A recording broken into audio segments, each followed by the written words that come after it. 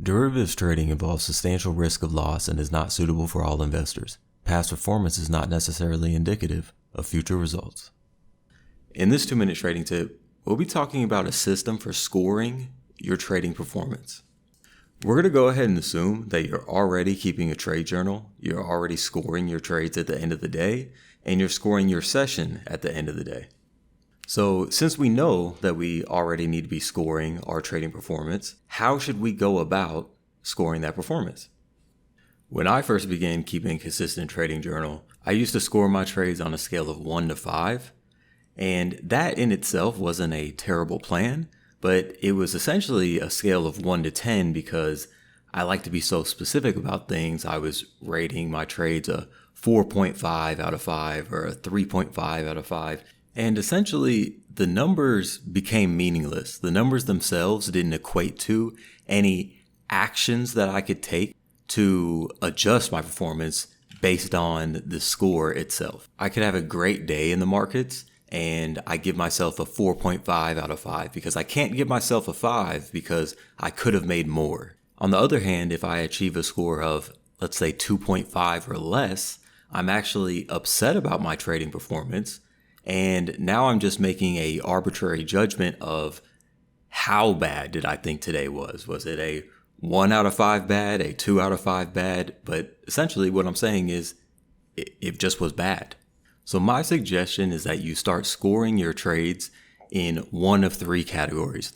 The first is exemplary, great, stupendous, whatever you want to call it, your nailing it type of performance. The next would be a satisfactory performance. And finally, there's the unsatisfactory or unacceptable trading performance. So you follow your trading plan to a T, you've executed in the exact manner in which you plan to execute.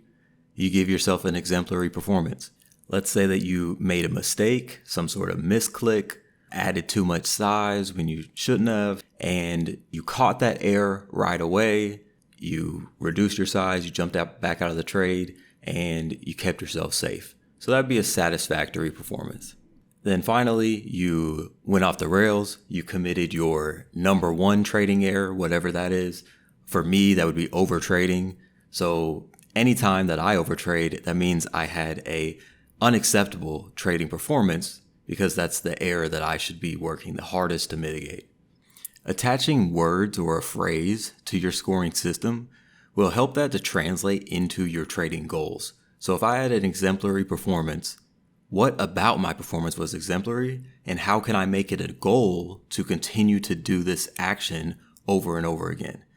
On the other hand, if I had an unacceptable trading performance, why was it unacceptable, and how can I make a goal to make sure that this doesn't happen again for the remainder of this week, remainder of this month, and so on. To learn more about how to take action on these scores, check out our video, How to Correct Common Trading Failures.